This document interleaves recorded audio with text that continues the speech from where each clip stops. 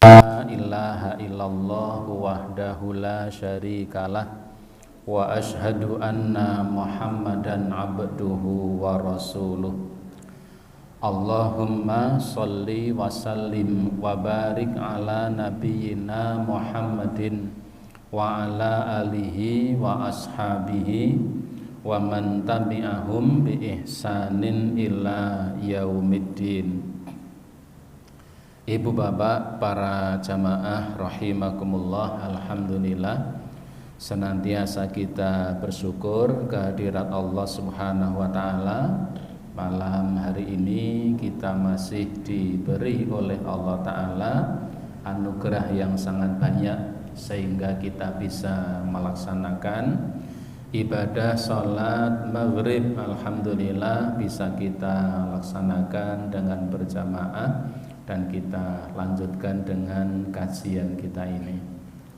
Salawat dan salam tidak lupa semoga tercurah atas Nabi Muhammad sallallahu alaihi wa alihi wasallam, yang semoga terlimpah pula kepada seluruh keluarganya dan semua umatnya yang istiqomah dengan dinullah ini sampai hari kiamat kelak. Ibu bapak sekalian, para jamaah rahimakumullah, pada pertemuan yang telah lalu kita sampaikan tentang wudu, bab yang menjelaskan tentang wudu sampai pada dalil diwajibkannya berwudu, siapa yang diwajibkan dan kapan wudu itu diwajibkan. Dan pada malam hari ini kita teruskan ya pada al-mas'alatu tsalitsah. Masalah yang ketiga adalah fi syurutihi, tentang syarat-syarat berwudu. Saya bacakan, wa yustaratu lisihhatil wudu'i ma ya'ti, disyaratkan atau dipersyaratkan sahnya wudu dengan beberapa perkara di bawah ini. Artinya wudu itu akan menjadi sah dengan beberapa syarat yang disebutkan di dalam kitab ini. Yang pertama adalah al-islamu, orang Islam. Selain orang Islam berwudu, wudunya tetap tidak sah karena tidak memenuhi syarat. Wal aqlu, dan orang yang berakal.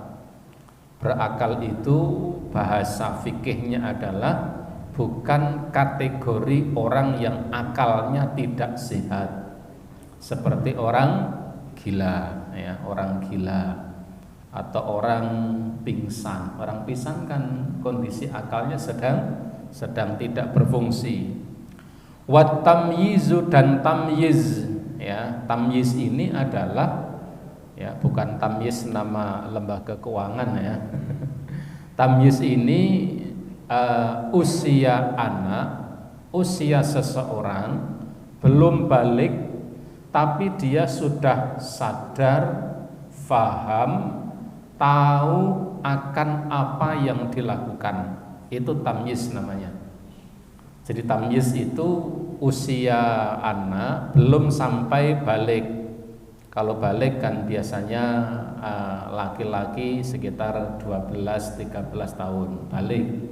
Perempuan ya, perempuan semakin apa namanya? Semakin muda.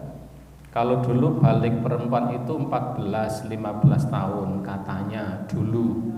Sekarang 11 sudah pada balik. Wallahu alam ya, karena faktor alam, faktor makanan dan lain sebagainya. Nah, tamyiz itu usia anak belum balik tapi dia sudah faham, sudah tahu, sudah sadar akan apa yang ia lakukan. Ini baik, ini tidak baik. Ini namanya tamyiz. Bahasa kita tamyiz itu nalar, gitu nih, sudah nalar ya. Berapa usianya? Sekitar 8 atau 9, 10 tahun. 10 tahun itu sudah tamyiz.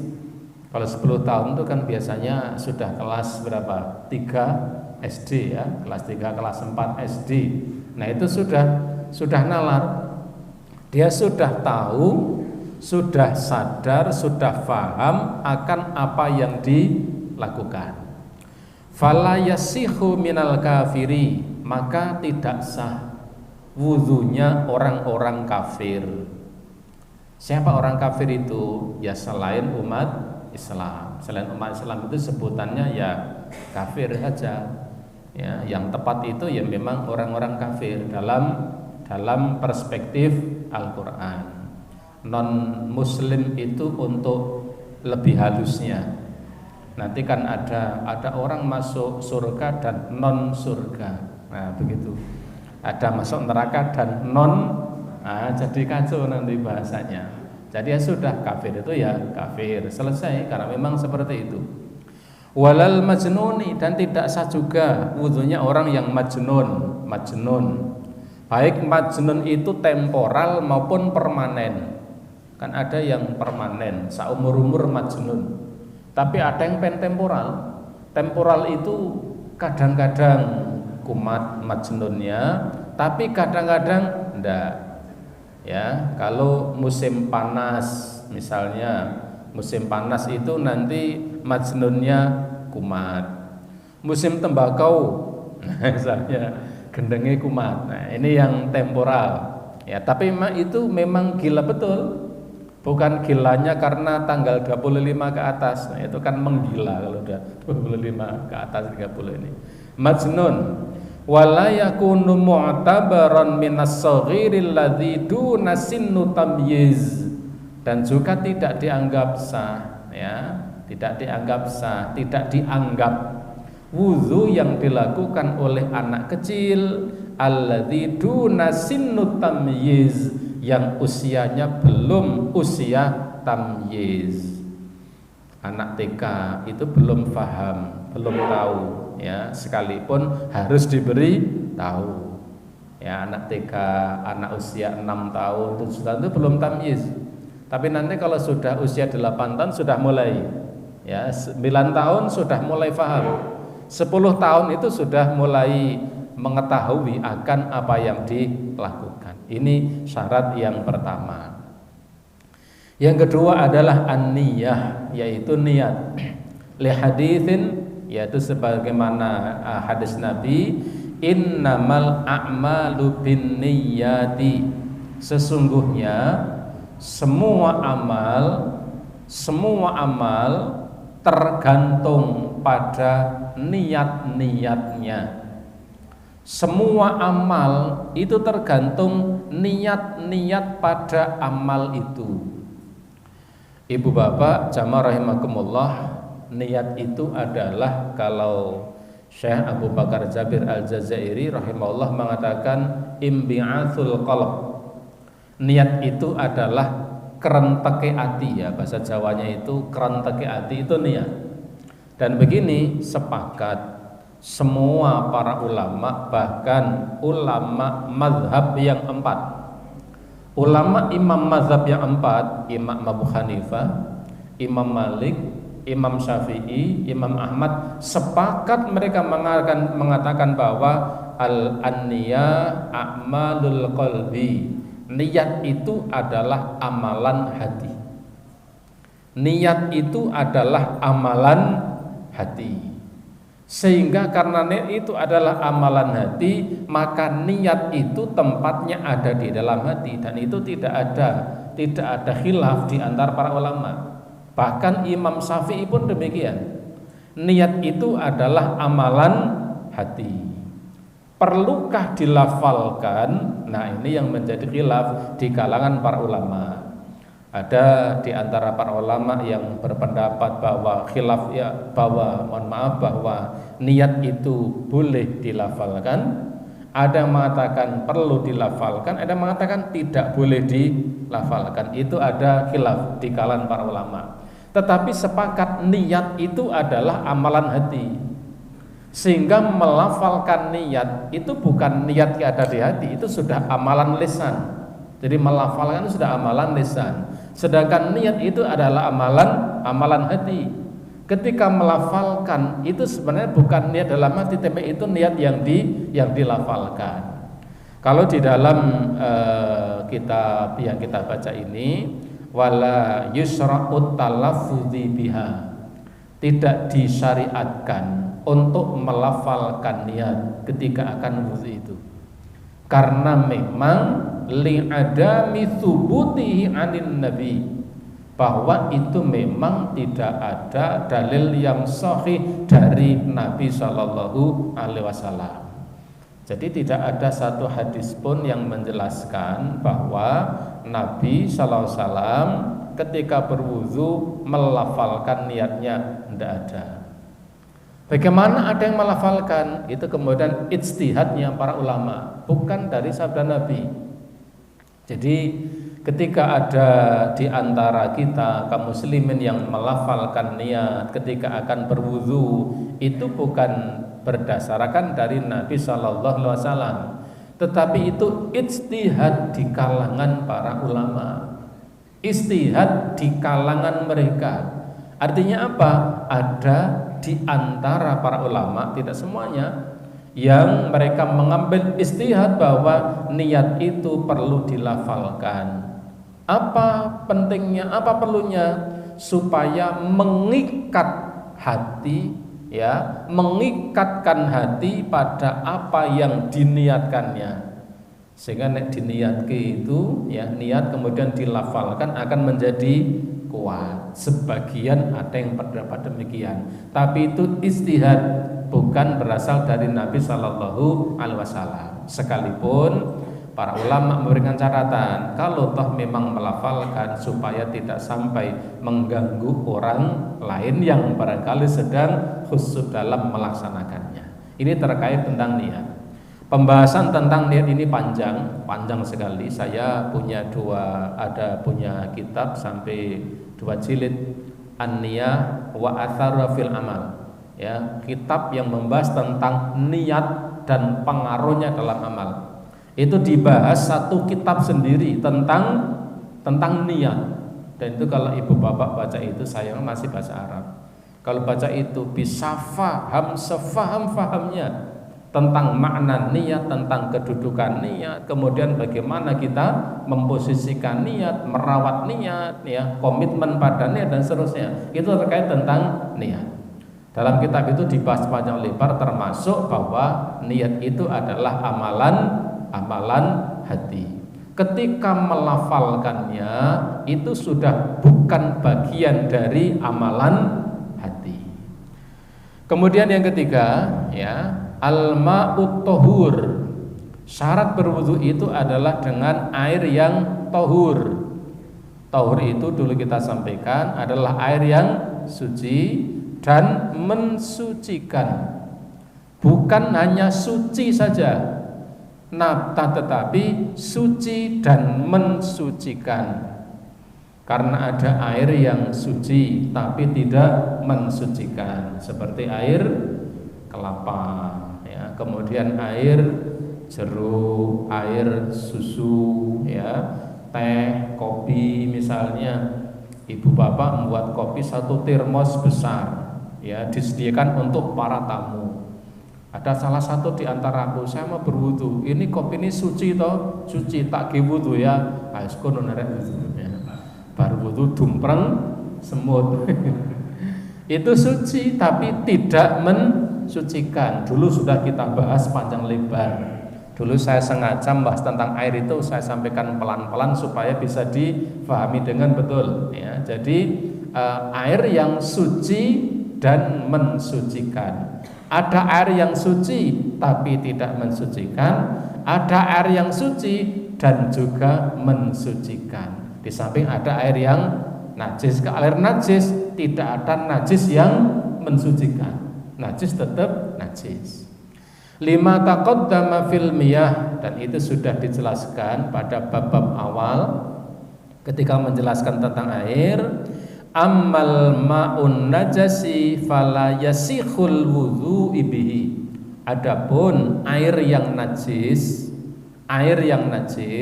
Dulu kita ingat, air najis itu adalah air yang sedikit, yang kecemplungan najis. Air yang sedikit, yang kecemplungan najis. Apalagi sampai berubah warnanya, baunya, atau rasanya, itu lebih najis lagi. Sedangkan air yang banyak, yang kecemplungan najis, ya, bahasa saya mudah, kecemplungan. Air yang banyak, yang jumlahnya di atas berapa dulu? 102 kolah. 100 liternya berapa? 62 sampai 64. Di atas itu, di atas 162, 63, 64, di atas itu kalau kecemplungan najis, maka dilihat jika mengalami perubahan, maka air itu akan menjadi najis. Jika tidak, fa'ila fala. Jika tidak, maka tidak. Ya, dulu sudah kita bahas. Yang selanjutnya yang keempat, izalatu ma yamna'u wusulul ma'i ilal basyarati.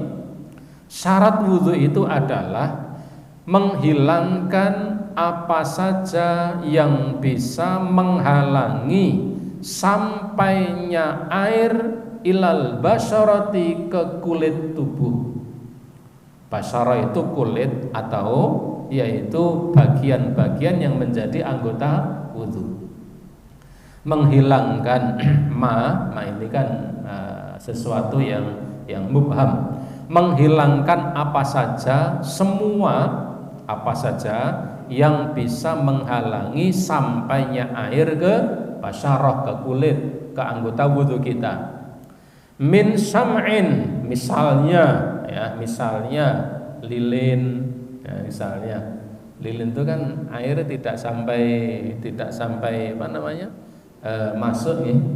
Pak Ibu Bapak kalau beli buah yang impor dengan tertentu, misalnya apel misalnya, itu kan sering dilapisi lilin.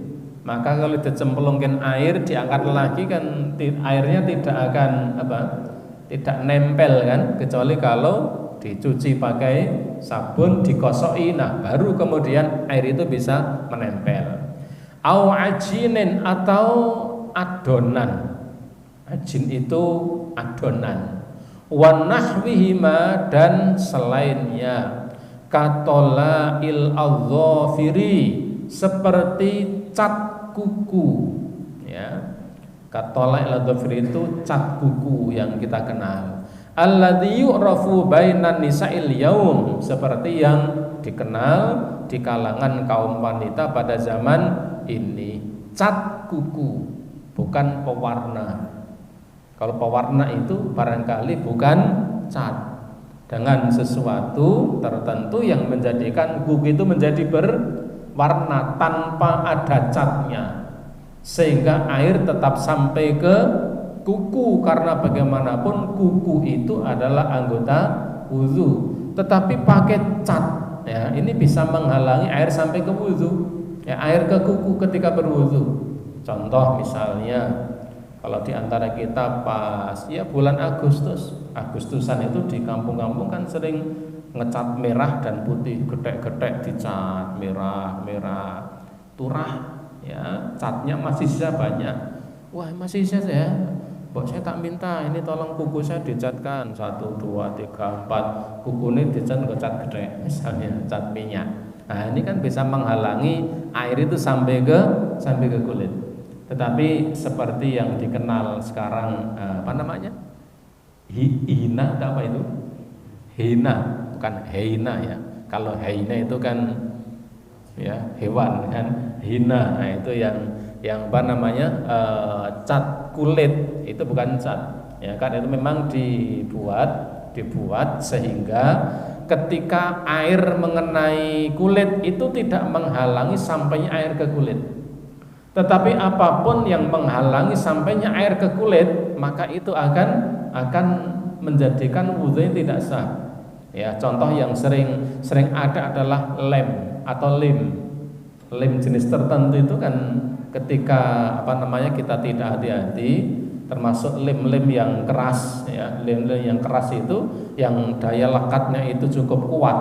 Ini kan kalau mengenai kulit kan nanti seperti seperti kaca ya, seperti kaca. Nah itu memang kalau tidak dihilangkan itu air tidak sampai ke kulit karena terhalang oleh itu. Maka itu perlu dibersihkan dengan minyak ataupun yang lain. Yang berikutnya adalah al-istijmar awil istinja. Istijmar itu cebok dengan menggunakan selain air. Wal istinja dan istinja inda wujudi sababihima lima taqaddam. Ketika memang ada sesuatu yang mewajibkan dia harus istinja atau istijmar. Kalau buang air bahasanya cebok dulu baru wudu, bukan wudu baru cebok. Istinja, istijmar, dan kita ingat istinja dan istimar itu pilihan ya, bukan alternatif. Kalimatnya tidak seperti wudu dan tayamum. Kalau tayamum kan begini bahasanya, kita boleh tayamum ketika tidak ada air. Ini tidak bisa dipakaikan istinja dan istimar. Kita boleh istijmar kalau tidak ada air, itu tidak betul. Sekalipun ada air, kita boleh jika ingin memilih mencukupkan hanya istijmar saja. Jadi ketika ada air, karena salah satu di antara keduanya itu menempati makom yang lain ya. Jadi ketika orang itu ada istinja, ada istijmar, buang air kecil misalnya, di situ ada dua, ada air dan ada tisu misalnya. Ketika kita akan mencukupkan menggunakan tisu saja tanpa air boleh, jika kita memang bisa memastikan bahwa najis itu bisa hilang. Syaratnya bisa memastikan itu. Wah ini ada tisu, tak enggak tisu karena airnya saya tidak berani jamin ya, najis itu tidak misalnya kan. Ya ini saya tak pakai tisu saja boleh. Sekalipun ada air, menggunakan tisu untuk istinja ya, menjadi istimar namanya, itu diperbolehkan. Sekalipun masyhur di kalangan para ulama bahwa yang paling baik itu adalah menggunakan air. Karena dulu kenapa penduduk Kuba itu disentik oleh Allah? Karena mereka itu punya kebiasaan kalau buang air dari dulu zaman dahulu selalu istinja dengan menggunakan air. Itu penduduk Kuba sudah terbiasa. Ya, di kampung kami itu kan juga terbiasa, ada yang dulu ono sing senengane peper, ada sing senengane memang pakai air. Maka istinja dulu baru wudu. Yang wawu al-muwalah ya, muwalah itu bahasa Jawanya nuli-nuli. Nuli-nuli itu artinya berkesinambungan, tidak dipisahkan oleh waktu yang lama dan tempat yang jauh. Itu namanya muwalah. Ketika berwudu, satu bagian anggota wudu dan yang lain ya, jadi satu bagian wudu dan yang lain tidak dipisahkan oleh tempat yang jauh atau waktu yang lama. Misalnya ya, saya dari Tembara kemudian saya tergesa-gesa, kalau saya taklik raup nang omah sampai pasar Gondang, saya membasuh kedua tangan ya, pelok sampai ke sini, nanti tinggal membasuh kaki biar hemat, ya tidak boleh. Ini dari sisi waktu sudah lama, dari sisi tempat juga sudah jauh ya, jadi tidak bisa kredit wudhu itu tidak bisa ya. Ya tidak sama dengan kredit sepeda motor. Kredit sepeda motor boleh asal akadnya akad yang benar. Kalau akad yang ribawi ya tentunya tidak boleh. Kredit wudhu itu tidak boleh.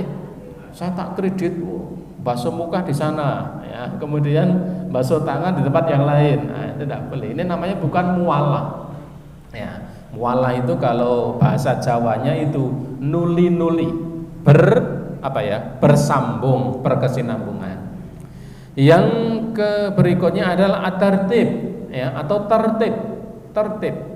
Wasayatil kalamu alaihi ma ba'da qalil. Nanti tentang tertib ini akan ada penjelasan sendiri karena termasuk rukun wudu. Ya. Yang terakhir adalah ghuslu jami'il a'dha'il wajib ghusliha, membasuh semua anggota wudu yang memang wajib untuk dibasuhnya. Ya, ini syarat-syarat ya sahnya wudu. Baik.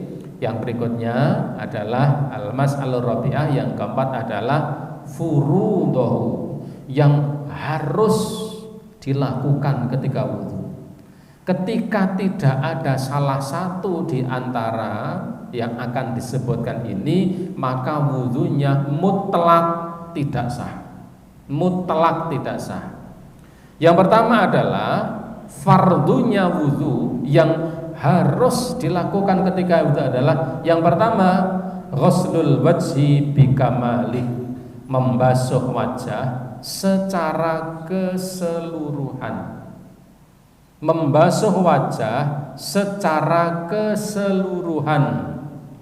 Dulu kita sampaikan wajah itu batas atas adalah batas tumbuhnya rambut secara wajar, normal. Karena ada yang sampai belakang tidak tumbuh rambutnya, itu kepala tetap bukan rai, ya. Nanti rai ini sampean kiye, enggak, ya. Kalau digambari mripat, ya. Jadi batas atas batas tumbuhnya rambut, batas samping telinga atau depan telinga, batas bawah dagu, dan jenggot itu termasuk bagian dari wajah. Maka jika jenggot itu lebat, maka perlu disela-sela, ya, disilang-silangi, memastikan bahwa kulit itu air sampai ke kulit itu kalau jenggotnya lebat. Tapi kalau sedikit kayak saya ini kan kating keliwir, ya jenggot sedikit itu tidak harus sampai disilang-silang, karena ketika ada air ditekan itu sudah sampai kulit. Tapi kan ada yang jenggotnya itu lebat, ya, jenggotnya itu lebat sampai di sini, wah begini, kan ada. Memang orang itu kan beda-beda. Ada yang saya punya kawan itu jenggotnya lebat, kumisnya lebat, cambang, tahu cambang ya? Cambang itu apa namanya? Godeknya lebat, rambutnya lebat, jadi wajahnya itu sedikit. Ini alisnya juga lebat. Alisnya lebat, kumisnya itu lebat, jenggotnya itu lebat, cambannya juga lebat. Wah, jan porem itu, ya. Itu nek panjang semua kan, wah, ya, kelihatan macu. Nah, kalau lebat seperti itu perlu disilang-silangi. Apa tujuannya? Memastikan air sampai ke kulit. Karena apa? Karena itu bagian dari wajah. Liqouli ta'ala, berdasarkan firman Allah Ta'ala, idza kumtum ilas sholati faghsilu wujuhakum. Jika kamu hendak mendirikan sholat, maka basuhlah wajah-wajah kalian. Basuhlah wajah-wajah kalian. Kok wajah-wajah? Iya, sebab Allah berbicara dengan banyak orang, bukan hanya satu orang. Basuhlah wajah-wajah kalian. Wa minhu, termasuk bagian dari membasuh wajah ini adalah madmadah, ya, berkumur-kumur, bukan memasukkan air ke dalam mulut, berbeda. Karena sebagian orang ada hanya peret, nah gitu. Berkumur-kumur itu masuk air ke dalam mulut lalu digerak-gerakkan lalu dikeluarkan, itu namanya berkumur-kumur. Kalau hanya itu bukan berkumur-kumur namanya. Bahkan ada mintok lambene tok sing ditapui. Plik itu kok malah cangkeme tapui dhewe ya, ora iman-iman. Jadi berkumur-kumur itu ya masuk ke dalam mulut kemudian digerakkan. Wal istinsya, dan memasukkan air ke dalam hidung. Dan sunahnya begini, berkumur-kumur dan memasukkan air ke dalam hidung itu 1 kali pekerjaan, bukan 2 kali pekerjaan.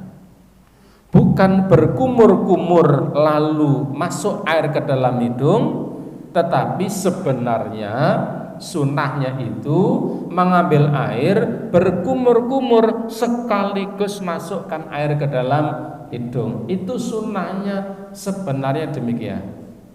Nah, ini kan orang ajar nggih angel. Nah, di tempat kita kan kulinani niku napa? Kumusik njur ge. Itu sunnahnya ndak. Bahkan sunnahnya cukup dengan atas satu tangan, itu sunnahnya. Wong ben ngirit ngoten lho. Ambil air dengan 1 tangan, masuk ke mulut sekaligus hidung. Bagaimana kalau tangannya nguplik? Perisa nguplik. Nguplik niku cuwilik banget.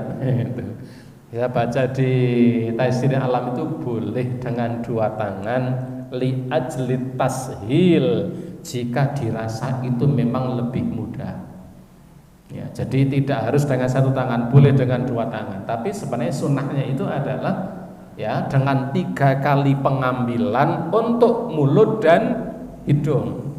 Bukan mulut sendiri 3 kali, hidung 3 kali menjadi berapa? 6. Itu sunnahnya. Li'annal famma wal anfa minal wajhi, karena bagaimanapun hidung dan mulut ya, mulut dan hidung itu bagian dari wajah. Ya, bagian dari wajah.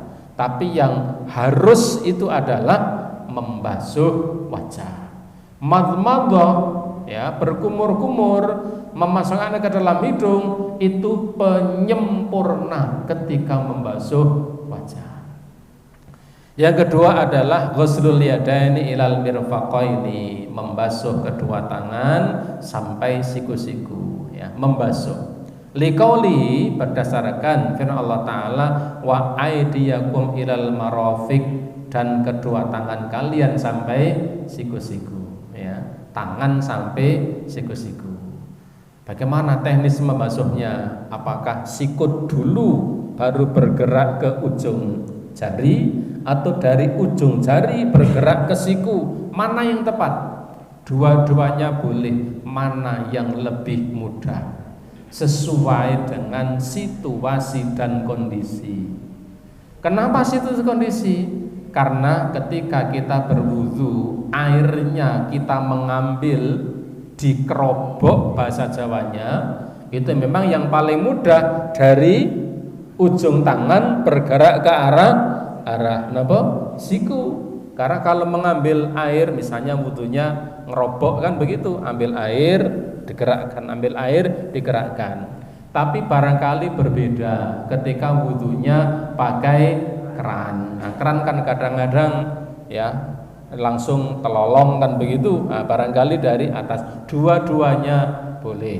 Tidak harus memulai dari ujung jari, tidak harus ya. Wa aidiyakum ilal marafiq, dan kedua tanganmu sampai siku. Sebagian orang memahami membasuhnya berarti dari ujung jari. Karena apa? Ilal marafiq, sampai siku. Kalimat sampai berarti menuju. Ini bukan begitu masuk dalam ayat. Ila ini maknanya adalah ma'a, bukan ila ke, tetapi ilahnya adalah ilah ma'a. Kalau ilahnya ilah ke, berarti basuh tangan ke siku, bukan ke, tapi ilahnya itu bimakna ma'a.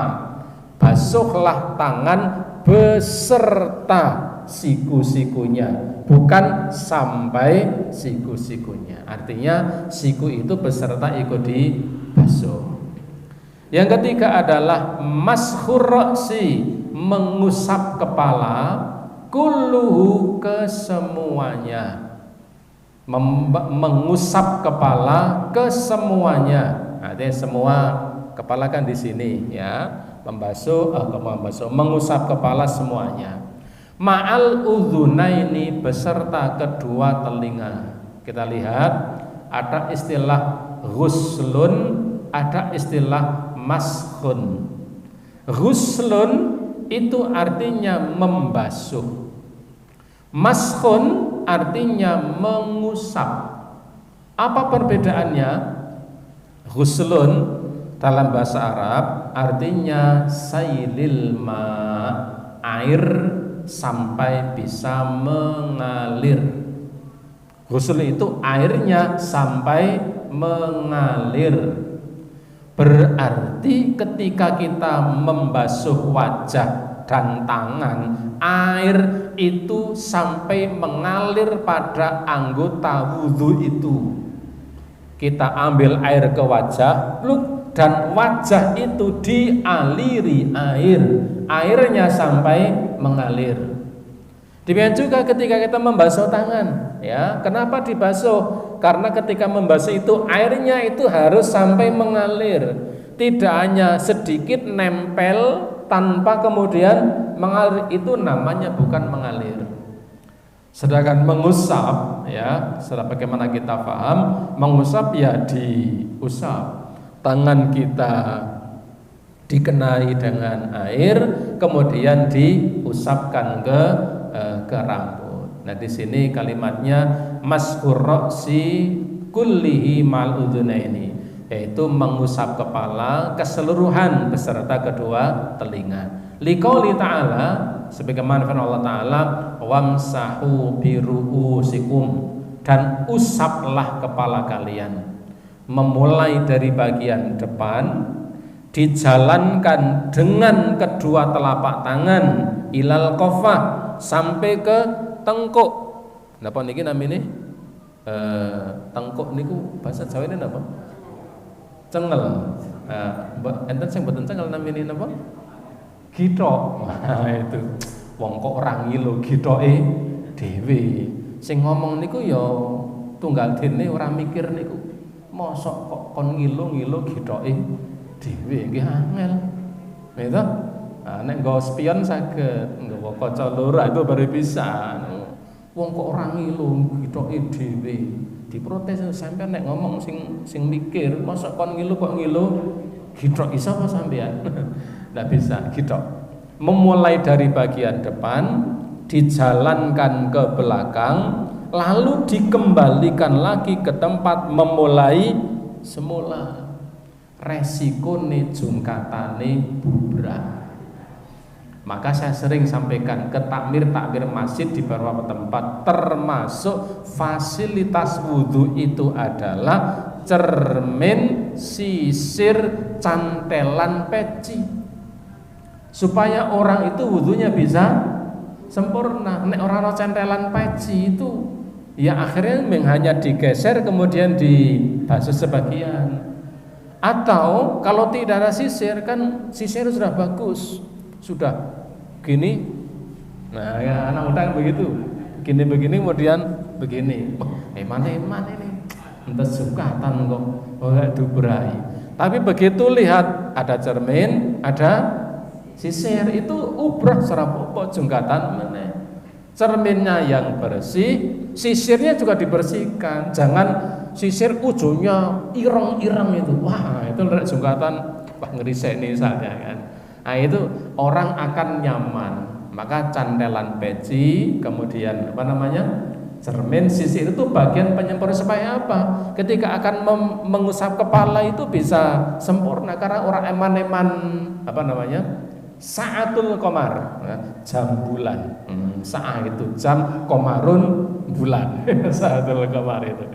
Ya, ini wa qauli ta'ala, ya, dan juga sabda Nabi sallallahu alaihi wasallam, al-adzanani minar ra'si, dua telinga itu bagian dari kepala. Bagaimana mengusapnya? Ada dua pilihan. Yang pertama adalah ya dengan menggunakan air bekas mengusap kepala. Dari depan jalankan ke belakang, kembalikan ke tempat semula, langsung mengusap telinga dengan jari itu. Mengusapnya sekali dan sempurna. Jari telunjuk masuk, ibu jari mengusap. Sekalian, yang sering tidak paham itu, ini mengusap, bukan membasuh. Dan sewu, ada beberapa orang ya tidak mengusap, tapi mengenul, atau mengenul, ya.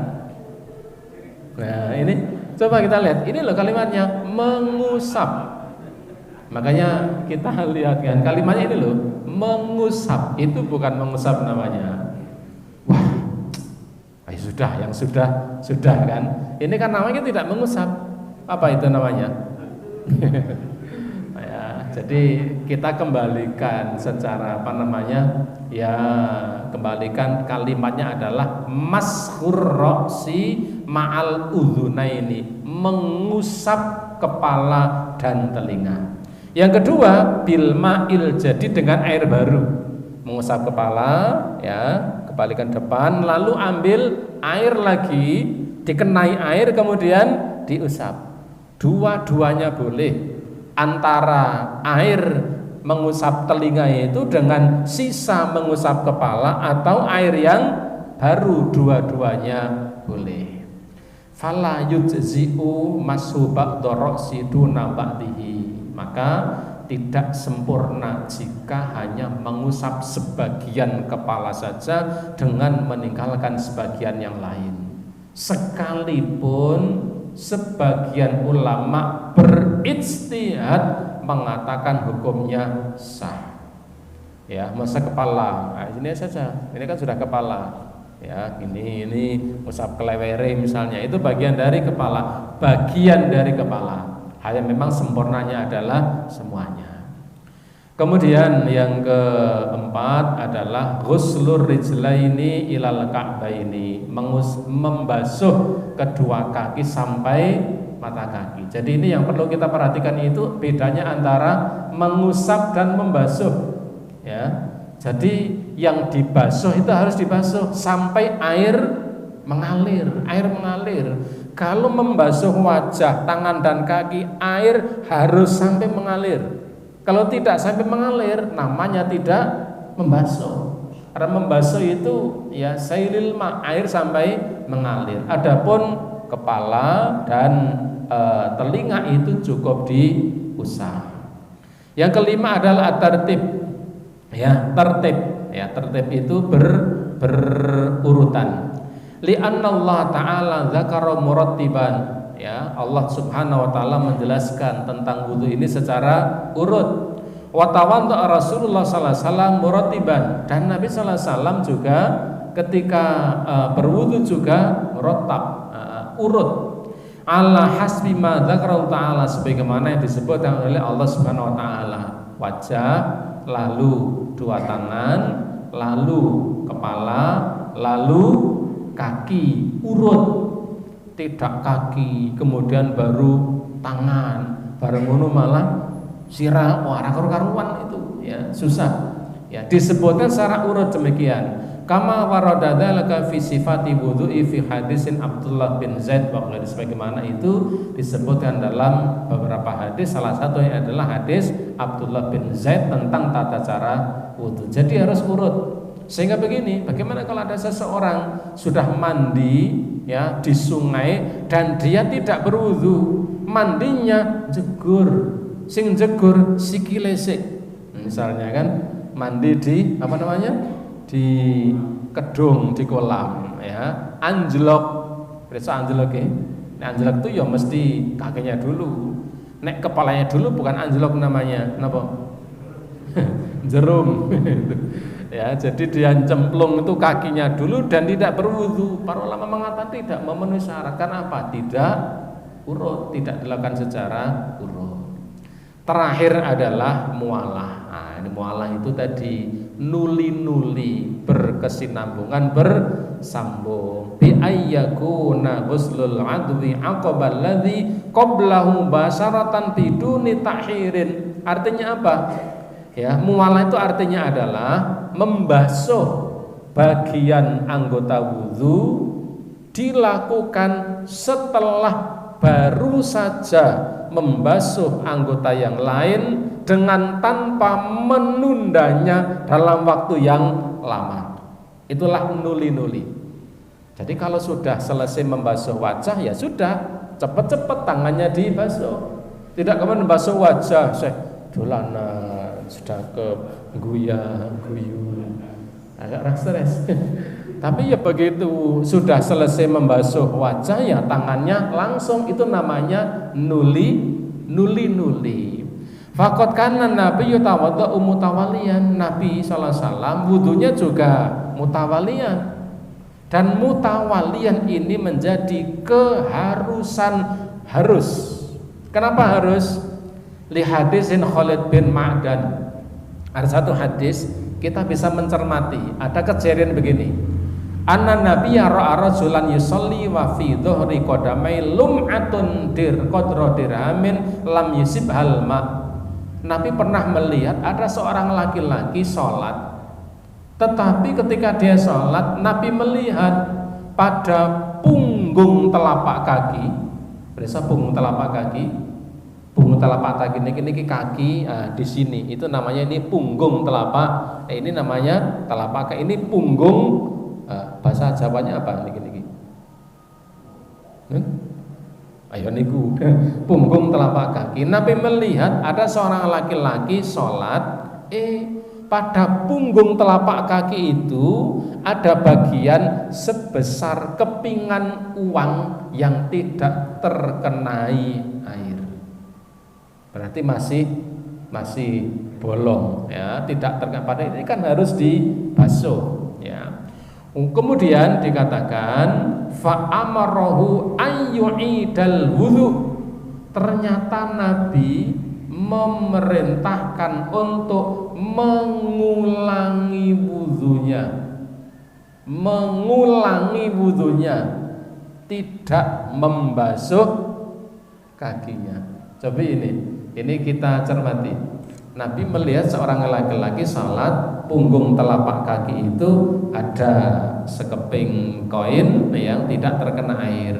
Nabi menyuruh untuk mengulangi wudunya, tidak hanya membasuh kakinya. Ini dalil berarti memang perlu mutawalian, harus berkesinambungan, ada urutan dan bersambung.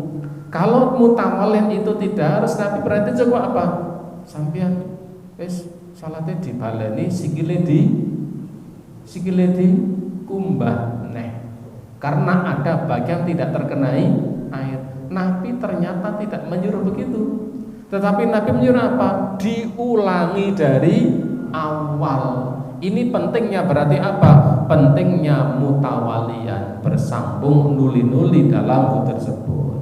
Dikatakan falau lam takun muwallah syaraton li amri bi ghusli ma fatahu. Kalaulah muwallah itu bukan syarat, maka Nabi hanya akan memerintahkan untuk membasuh kaki yang tidak terkena air itu.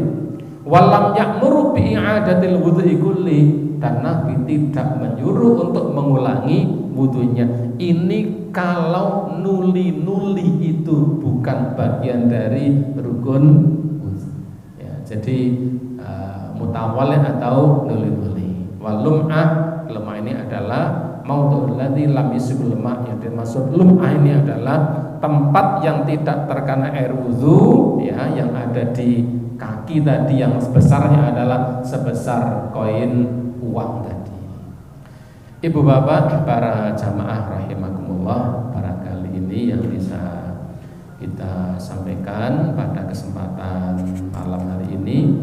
Yang selanjutnya al-mas'alal khamisah, masalah yang kelima adalah sunanuhu, sunnahnya wudu.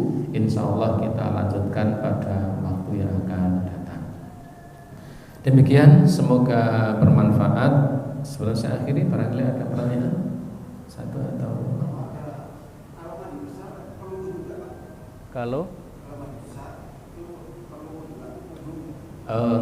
kalau mandi besar perlukah wudu ya, nanti ada di praktek mandinya Nabi sallallahu alaihi wasallam.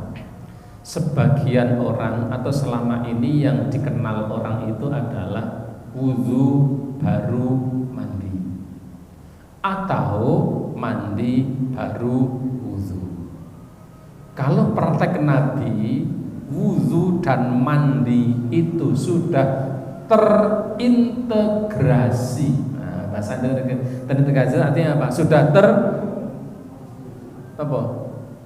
Wudhu dan mandi itu sudah jadi satu, itu loh.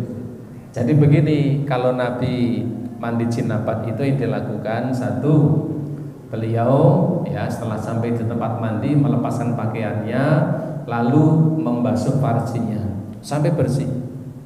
Setelah itu beliau membasuh telapak tangannya. Waktu itu dikerotke nang tembok atau tanah, men orang mampu. Nah, karena membasuh farjinya itu kan barangkali bau, dikerotke lemah.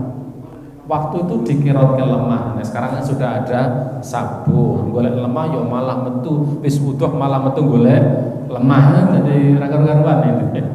Jadi setelah membersihkan farjinya, tangannya dibersihkan, kemudian Nabi memulai berwudu, berkumur-kumur, masukkan air ke hidung, wajah, tangan, kepala, tapi tidak langsung membasuh kaki.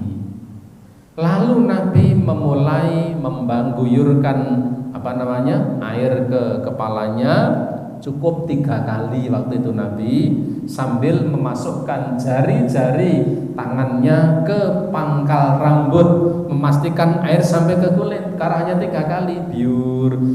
Nah kita kan 3 kali, 33 kali, ciduwe ember nih, biur boros banyu bebek. Kemudian Nabi mengguyurkan air ke seluruh tubuh, ya. Setelah itu Nabi bergeser 2 atau 3 langkah, lalu membasuh kedua kaki beliau. Jadi wudhu dan mandi itu ibarat botol dan tutup, ya. Kenapa kok kemudian kaki diakhirkan begini? Itu mengantisipasi sebagian pendapat yang mengatakan bahwa mengusap atau menyentuh kemaluan itu membatalkan wudhu. Kalau sudah wudhu dulu, maka ketika mandi kan sangat mungkin menyentuh kemaluan kan, maka wudhunya menjadi batal karena menyentuh kemaluan. Tetapi ketika wudhunya belum diselesaikan, maka dianggap wudhunya belum selesai. Karena apa? Selesainya adalah ketika membasuh kaki. Itu praktek mandinya Nabi. Ya. Jadi simpel, mandi dan wudhu itu menjadi menjadi terpadu, terintegrasi. Wudhu sekaligus mandi. Bagaimana nek mandi jur wudhu? Boleh. Wudhu jur mandi gimana? Boleh. Mandi baru wudhu gimana? Boleh. Tapi kalau ingin seperti Nabi, seperti itu airnya hemat. Nah, kita kan biur kolam segini ini setengah kayak tumbe keluar. Itu cara wudhu dan mandi Nabi Sallallahu Alaihi Wasallam. Wallahu alam bisawab. Ya, demikian kita sambung pada pertemuan yang akan datang, dan kita cukupkan dengan kafaratul majlis. Subhanallahumma wa bihamdika asyhadu an la ilaha illa anta astaghfiruka wa atubu ilaik. Assalamualaikum